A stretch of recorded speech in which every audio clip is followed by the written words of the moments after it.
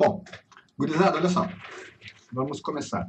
A nossa ideia é que tenha mais desses, nosso plano inicial é que tenha pelo menos um desses encontros por semana. Talvez vai ter alguma semana que não tenha, mas outra que vai ter dois, então vai ser de acordo com a disponibilidade da escola e dos nossos assuntos e também de vocês, obviamente. Mas, assim, a gente fez uma açãozinha há uns dias atrás perguntando quais foram os assuntos que vocês gostariam de ver nas lives do IGAP. E da parte do ao vivo surgiu os assuntos, os mais citados, na verdade, compressão e limiter, né? Por o som ao vivo. Então, assim, pretendo fazer só uma breve descrição sobre como tomar esse assunto, para que lado a gente vai, agora no início, de no máximo uns 10 minutos, e depois abrir basicamente para as perguntas de vocês. Tá? Então, assim, primeiro de tudo que a gente tem que discutir na parte de compressão e de limiter, vamos falar um pouquinho de compressão no início. Primeiro de tudo, tu quer fazer algo técnico, algo corretivo para o teu sistema, ou tu quer pirar, tu quer fazer uma ideia de tirar um timbre diferente. Então, assim, a forma de utilizar muda bastante. Se é corretivo e não criativo, tu é bem mais regrado, tu tem algumas regrinhas para seguir. Mas se é criativo, cara, inventa. Pega o compressor, tira o som que tu achar bacana e que a gente vai ser feliz dessa forma. Então, assim, primeiro de tudo, o pessoal sempre fala muito de compressão de bumbo, né? Esse é o primeiro instrumento que eu coloquei aqui na minha lista para conversar. E para quem já me conhece, quem foi aluno do IGAP, sabe que eu não gosto de dizer que eu coloco o compressor no bumbo da bateria, e sempre na perna do baterista, porque é ele que vai, se a nossa ideia não é mudar o áudio por si só, mas corrigir de repente uma dinâmica desse baterista, a gente precisa utilizar ele de uma forma mais técnica, certo? Então o que acontece? Estabilizamos a intensidade.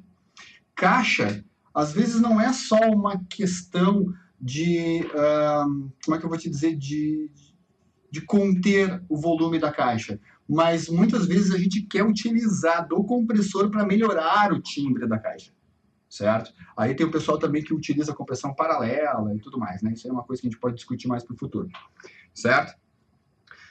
Contrabaixo. Eu utilizo geralmente o compressor no contrabaixo. Bom, quem me conhece sabe que eu sou da linha da música nativista, né? E o pessoal adora um slapzinho ali. E às vezes isso passa por cima dos outros instrumentos e dos vocais principalmente. Então nessa hora eu utilizo o compressor para regular essa dinâmica, para fazer com quando que o baixista toca com os dedinhos ali no mãozinho, né? Ele fique com um certo volume e o compressor não atue, para não mudar o timbre do contrabaixo. Mas quando ele entra com um slap, e obviamente o nível sonoro disso vai ser algo muito mais alto, aí é a hora do compressor atuar.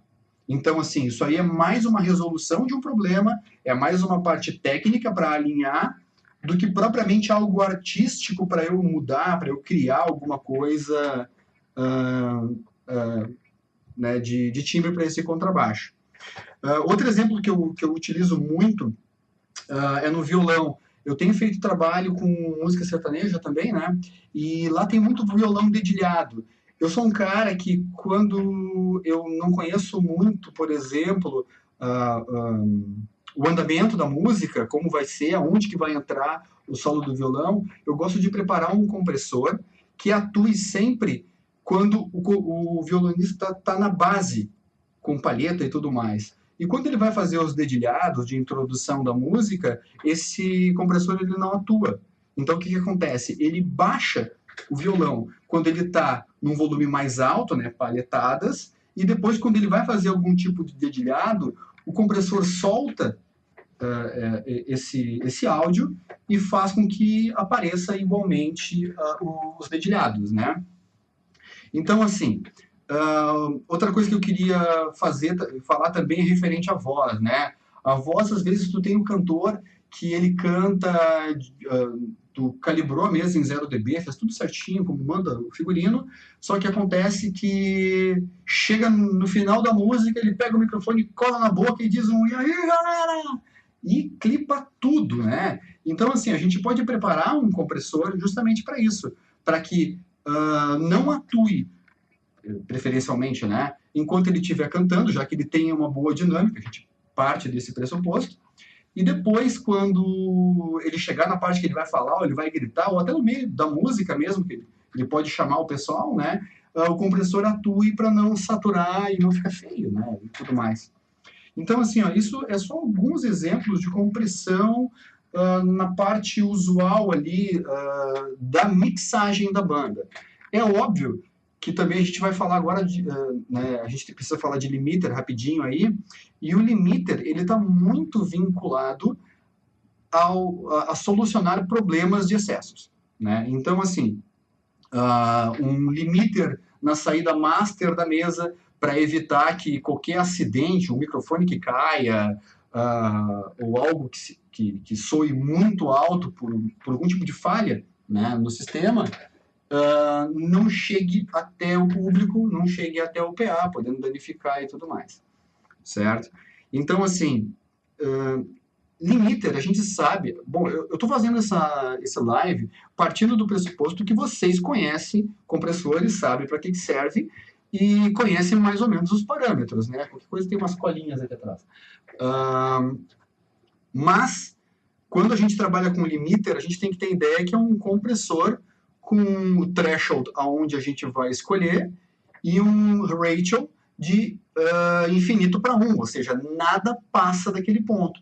Embora a gente pode pensar também que não precisa ser infinito para 1 para considerar como uma limitação. Se tu faz, por exemplo, 10 para 1, já é algo muito forte. Porque tu imagina, a cada 10 dBs que passa o nível de threshold que tu escolheu, somente 1 dB vai passar como resultado na saída, né, no output do teu compressor. Ou seja, para isso crescer 5 dBs, precisaria que o teu som chegasse na tua entrada a 50 dBs no 10 para 1. E 50 dBs, o teu sistema já saturou muito antes, ou seja, tu não vai conseguir chegar a mais 50 dBs no teu sinal. Então, já dá para se acreditar que utilizando um compressor em 10 para 1, isso aí é praticamente uma limitação, né? Então, enfim. O Sidney tocou num negócio legal, cara, que o compressor é mocinho e vilão. Eu concordo plenamente com ele. Vamos traçar o seguinte raciocínio. Tu sabe utilizar de fato o compressor? Se eu te perguntar na tua mix que eu vi que tu está utilizando um compressor num determinado instrumento e eu te perguntar, por que tu está utilizando esse compressor nesse instrumento? Tu vai saber me dizer? Ou tu vai dizer que não, é porque eu sempre usei. Não, é porque às vezes dá problema. Cara, o compressor ele se torna um vilão no momento que a gente utiliza ele sem ter certeza do que está fazendo. Do tipo, se eu, por exemplo, assim, eu tenho um problema com um vocal, que o cara berra de vez em quando no vocal e às vezes canta baixinho. Eu posso dizer, não, eu estou colocando um compressor nesse vocal porque tem uma diferença muito grande entre o sinal de voz dele quando ele está pianinho, quando ele está baixinho, ou quando ele está alto demais. Ou seja, eu tenho um motivo para utilizar um compressor. Então, assim, quando a gente não tem um motivo para utilizar um compressor, é bom nem tentar. Ou seja, é bom que fique de lado. Deixa eu ver aqui. Cássio, no caso da voz, para colocar um compressor, quando cantar com menos potência, o som sair alto como se estivesse cantando com potência. Espera aí que eu vou ler de novo isso aqui. No caso da voz, dá para colocar no compressor. Ah, sim. Na verdade, tu está estabilizando a intensidade. Sim, pode. Só cuidado com os perigos, tá? Daí, o que vai acontecer? Tu vai pegar o compressor na voz do cara, colocar um threshold um pouco abaixo ali do 0 dB, em torno de, sei lá, menos 10, alguma coisa, que ele já vai começar a comprimir. Então, mas o que acontece? O cara vai estar cantando e o som vai estar baixando. Então, tu vai pegar o output gain do compressor e vai aumentar uns 4, 5 dBs. Significa o quê? Tu está pegando tudo aquilo que estava abaixo, ou seja, antes de começar o processo de compressão, e aumentar um pouquinho, certo? Então, o que acontece? Tu está subindo aquilo que estava abaixo, ou seja, primeiro tu comprime a voz dele, tu vai perder dinâmica, tu vai perder som, só que depois com o output gain tu levanta tudo. Então, a voz dele mais baixa fica parecido com a voz dele mais alta. Só que toma cuidado com uma coisa nesse sentido. Se tu está num espaço muito pequeno, certo? E muito ruidoso, vamos imaginar que tu está com bateria, contrabaixo, guitarra, tudo perto de ti, isso pode ser um tiro no pé. Porque tu está subindo tudo aquilo que está abaixo. Ou seja, se o cara canta baixinho demais e tu vai usar o compressor para aumentar esse volume, possivelmente tu vai começar a captar mais coisas à volta dele. Então, assim, pode fazer isso? Bacana. Só que cuida, porque tu pode trazer um monte de coisa de cima do teu palco pro teu PA. Isso pode sujar bastante. Acho que é isso. Não sei se essa foi a pergunta que tu me fez. Fábio, no Café Segredo eu tive alguns imprevistos, mas tive algumas aulas particulares. Faz tempo, né, meu? Faz tempo. Deixa eu ver aqui perguntas. Jander. Fala um pouco sobre a atuação do compressor quando o vocalista não tem muita potência vocal. Parâmetros, ratio e afins. Cara, é quase a mesma coisa que eu estava explicando ali na outra pergunta que fizeram, tá?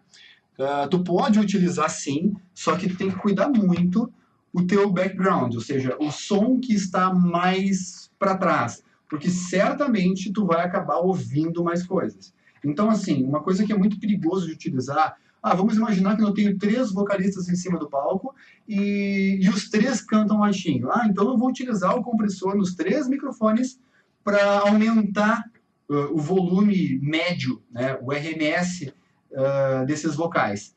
Só que tu tá aumentando tudo. Tu tá aumentando a sujeira e, inclusive, tu tá aumentando a possibilidade de dar microfonia. Então, se não for ear ou fones, se tiver caixa de chão, significa que tu vai estar com um volume mais alto, certo? Porque tu baixou o pico e subiu a média e, obviamente, o teu microfone vai estar ouvindo mais coisas. Uma das coisas que ele pode ouvir é a tua caixa de retorno. E se ele ouvir a caixa de retorno e ela não tiver devidamente alinhada, vai começar a dar microfonia. Então, tenta, mas vai até o limite das coisas começar a se complicar. Como tudo no áudio, não existe receita de bolo, muito menos aquela solução mágica que tu vai resolver o teu problema. Normalmente, a gente sempre trata com cobertor curto, né? Tapou a cabeça, o pezinho apareceu. Ou seja, a gente tende a resolver um problema, mas normalmente com essa resolução acaba criando alguns outros problemas. Mas vamos lá.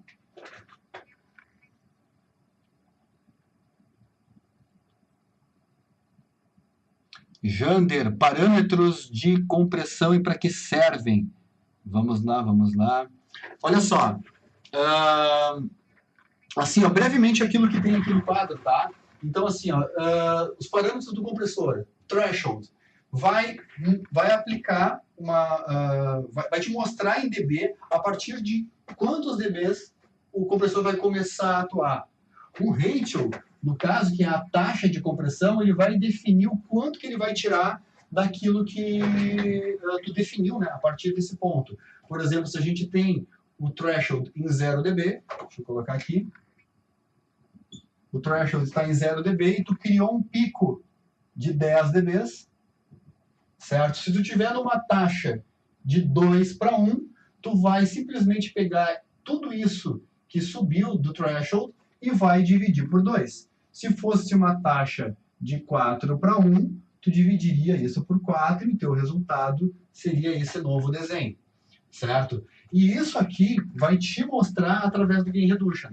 Ou seja, se tu tem um pico de 10 dBs e o teu threshold está em 0, significa que tu perdeu 5 decibéis. Ou seja, o teu som saiu daqui e veio para cá e caiu 5 decibéis. Então, o Gain Reduction vai aqueles LEDzinhos vermelhos, para quem é acostumado com os compressores analógicos, né? Ou também é baseado em LEDs, em barras, que é os compressores digitais, ele vai te mostrar que tu perdeu 5 dB. Daí, ataque e release são os parâmetros de tempo. Isso aí é um parâmetro mais avançado para quem quiser mudar um pouco o timbre das coisas, certo? Então, assim, o ataque é o tempo que ele vai levar para começar a comprimir, ou seja, se fosse aqui o tempo de ataque que a gente tivesse escolhido, ele ia aplicar a compressão a partir deste ponto. Ou seja, passou de 0 dB, mas não chegou no tempo de ataque, ele não vai aplicar a compressão. Vai chegar aqui e vai redesenhar a compressão, certo? Muito útil para voltar os agudos do bumbo, que o pessoal acaba, às vezes, exagerando um pouquinho na quantidade de compressão que se coloca no bumbo, e uma das consequências do excesso de compressão é tu perder as altas e as baixas frequências. Quando tu libera o ataque, já que o bumbo, a parte aguda dele, o clique ali, o estalinho, é o começo da tua onda, tu deixa esse estalinho passar e depois tu comprime a massa, a parte grave do bumbo. Então, assim, antes de pensar em perder esses agudos para chegar lá no equalizador da mesa e compensar esses agudos, vamos tentar não perder essa informação. Então, abre um pouquinho o teu ataque, que tu vai ver que os transientes, se tratando de bumbo, no caso do nosso exemplo, né, ele vai aparecer sem tu precisar fazer loucuras de equalização depois. E depois aqui no release é o tempo que o compressor vai continuar atuando mesmo depois de ter passado de volta, né, para baixo do 0 dB, ou seja, a partir daqui para baixo, em tese, tu não teria nenhum tipo de compressão, certo? O release ele é muito perigoso se tu está, por exemplo, utilizando a compressão numa caixa de bateria. Significa que, se tu colocar o release um tempo maior do que o intervalo de 2 batidas, por exemplo, o cara vai bater na caixa, pá, pá. Se o release for maior do que essa diferença de tempo, provavelmente a segunda batida da caixa já vai entrar com compressão, mesmo que ele bata fraquinho, certo? Então, muito cuidado com isso. Tentem começar o trabalho de vocês com o release e o ataque em 0 e depois vai ajustando conforme a necessidade. Aumentando o ataque para garantir o transiente do teu instrumento e que o release, para deixar uma compressão assim um pouquinho mais suave, né? Mas que nunca exceda o intervalo entre 2 notas desse instrumento que está citando. Basicamente, os parâmetros principais do compressor e, consequentemente, do limiter, né, que, na verdade, o limiter é um tipo específico de compressão, está na mão de vocês aí. Vamos lá, deixa eu ver se eu acho mais alguma pergunta para resolver. Rogério, Marcos. Vamos lá.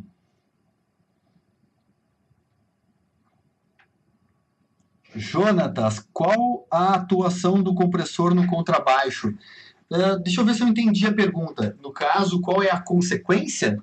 Bom, se for a consequência, o compressor ele tira a alta e tira a baixa. Se for excessivo demais, tu vai perder graves e perder agudos. É óbvio que hoje, com os consoles digitais, tu tem compressores bem bacanas. Então, a tendência é que eles não sejam tão agressivos assim nesse sentido. Mas... na questão do contrabaixo, deixa eu perder a pergunta aqui. Enfim, na questão do contrabaixo, eu acabo utilizando geralmente ele para essas partes de correção e não para criar timbre. Bom, cada um, tipo, tem técnicos que gostam de utilizar o compressor trabalhando tempo integral, até porque tem alguns estilos musicais que pedem isso, né? E isso molda o timbre do teu contrabaixo. Então, assim, eu acabo utilizando ele de forma mais técnica do que artística. Mas eu sei que tem vários estilos musicais que pedem uma compressão bem forte no contrabaixo e é sempre muito bem-vindo.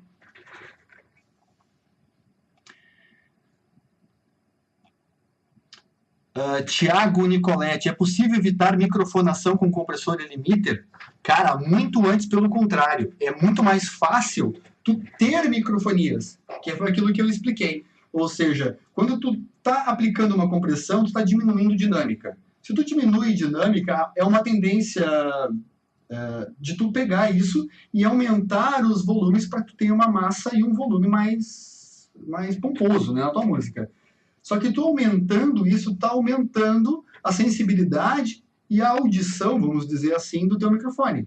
Então, se tu colocar compressão em tudo, principalmente microfones, né, em geral, assim, tu tá fazendo os microfones captarem mais quando o compressor não tá atuando. Então, normalmente é o caso de que quando chega um intervalo entre duas músicas, que a banda tá parada lá e vem uma microfonia meio marota, assim, aparecendo no som. Já ia geralmente porque o compressor já não vai estar atuando. Então, assim, pensa ao contrário. Quanto mais compressão tu utilizar, mais fácil é ter microfonia. Lógico que vai ser uma microfonia comprimida, né? Mas mesmo assim, a gente não quer microfonia. Vamos lá.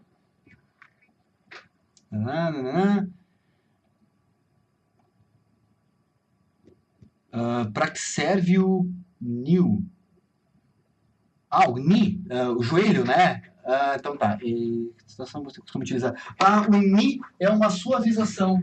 Ou seja, quando a gente faz uma compressão muito forte, certo? Tipo infinito para 1, ele vai chegar e vai ceifar essa onda, ele vai cortar essa onda. Então, o que acontece? Quando a gente tem um hard knee, ele tá tipo joelho, assim, ó. Hard. E quando a gente tem um soft knee, ele faz uma certa... ele amacia essa entrada do compressor. Ou seja, na verdade, ele começa a atuar o compressor gradativamente a alguns dBs, ali em torno de 3 dBs, eu acho, abaixo do nível de threshold. Certo? Então, o que acontece? Ele não entra na compressão direto aqui. Ele acaba começando a comprimir, porque ele já é mais ou menos que prevê o futuro ali e sabe que o teu compressor vai precisar de atuação. Então, ele é uma atuação mais macia. É isso que acontece. Só faz diferença auditiva quando tu está utilizando compressões bem severas, né? Perto dos limiters, assim.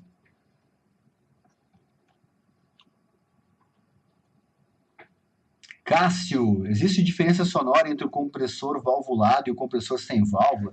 Cara, existe diversos tipos de compressor diferentes, compressores óticos e tudo mais, tá? Hoje isso está chegando no ao vivo com mais força, porque os consoles digitais têm esses plugins que são cópias desses compressores que se utilizavam no estúdio até pouco tempo atrás, né? Então, assim, isso já é muito difundido no estúdio de gravação e está chegando agora para o ao vivo.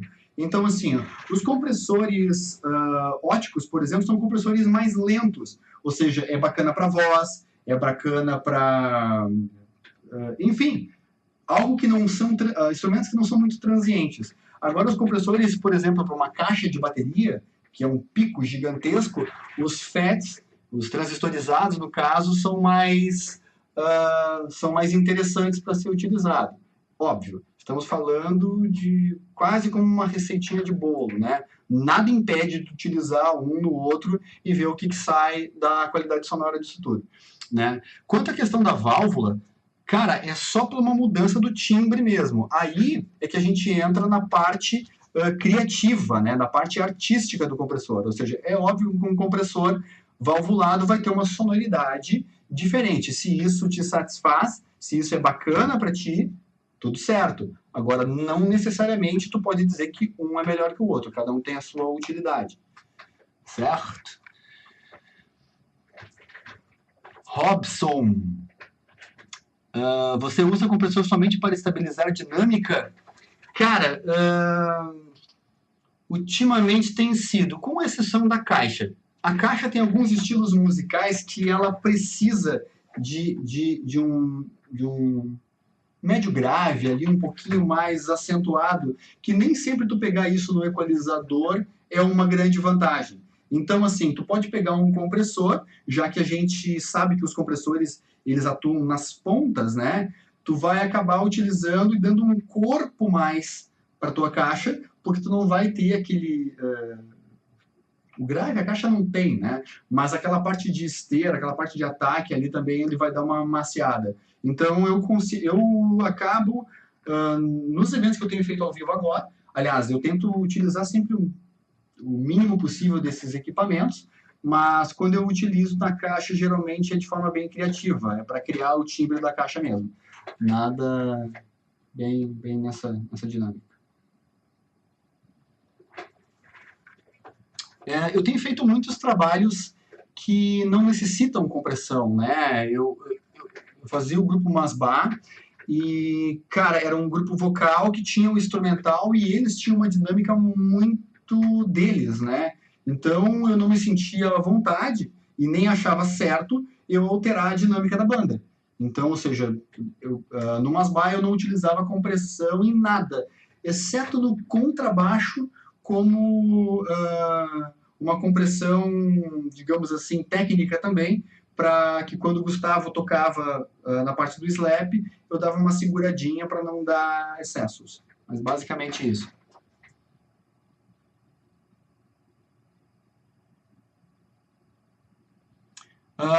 O Robson ali continuando, né, teria algumas dicas de aplicação para deixar o som mais firme e com mais pegada utilizando compressores e limiters? Cara, cara, eu acho que é para isso que o pessoal acaba utilizando de forma artística o compressor, né? Tu acaba deixando ele com um punch um pouquinho mais forte, assim. E sim, tudo é válido. Tem que testar e ver se fecha com o som que tu tá tentando criar. Até porque eu não sei qual é o estilo musical do que tu tá falando. Se tu vai pegar um rock mais pesado, é óbvio que tu vai ter que utilizar bastante compressão, tanto de forma artística quanto de forma mais técnica, né? Mas se tu, por exemplo, tu tá fazendo samba, MPB, é quase um crime de utilizar compressão, né? Então deixa só na própria dinâmica que os instrumentos têm. Vamos lá, vamos lá. Falou, Jander. Vamos lá, vamos estudar. Robson ali falou em usar o compressor para criar timbre. Poderia falar um pouco mais sobre isso e dar alguns exemplos? Cara, seguindo a mesma linha que eu utilizei da caixa, né? Às vezes a própria voz é muito bacana com uma compressão um pouquinho mais pegada. Tu vê alguns artistas aí internacionais que, nossa, a respiração do cara aparece no microfone, porque quando ele está cantando, a compressão já está segurando e segurando bastante esse sinal dele. Então, o que acontece? Pode utilizar? Pode, mas vamos combinar que o mundo tem que conspirar a favor. Então, a gente precisa que, como vou dizer, tu não pode estar num palco que seja muito ruidoso, tu não pode ter uma caixa de monitor do teu lado que pode dar uma microfonia a qualquer momento nesse microfone, porque o cara que está cantando ali às vezes vai baixar para dar uma olhadinha no setlist e aponta o microfone para a caixa, né? Então tem que cuidar desse tipo de coisa. Gente, estamos chegando ao nosso final da nossa meia hora aí de compressão. E deixa eu ver se eu tenho mais uma perguntinha para responder então. Cássio, vamos lá, última pergunta. Compressor no violão, se colocar ataque em 50% ou mais, ele vai liberar o dedilhado, palhetada e segurar o resto? A tendência é sim, só que os 50% é muito relativo. Tem que saber o que é em tempo esse 50%, certo? Então, assim, tu vai deixar a palhetada passar e o corpo do violão, a parte de instrumento, as cordas soando, vai comprimir. Tu tem que ver o quanto que isso é vantajoso para ti. Porque às vezes é até o contrário que a gente precisaria. A palhetada está muito alta por causa dos agudos do violão, principalmente alguns violões de nylon aí, até alguns de aço também, né? Mas o nylon da música gaúcha, geralmente, ele soa bastante agressivo em alguns estilos dentro da própria música gaúcha. É só um exemplo. Tá? Então, cuidado.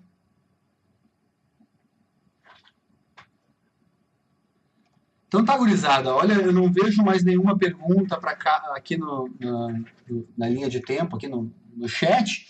A gente vai em breve fazer outros. A gente pode até voltar a tocar no assunto de compressão. Isso vai depender também um pouco de vocês, dos pedidos de vocês, tá? E em breve a gente vai fazer de outros, vamos falar de microfone, vamos falar de Xbox. Então, a nossa assiduidade, a gente vai tentar fazer com que esses encontros sejam semanais, tá? Vamos fazer o possível para isso. E, eventualmente, se tiver alguma coisa específica, alguma discussão específica, pode até ser mais do que uma vez por semana. Mas isso a gente já não vai garantir muito assim, tá? Depende do nosso tempo aqui, disponibilidade geral, certo? Então, forte abraço a todos aí e na semana que vem a gente volta a se encontrar, certo? Um abraço!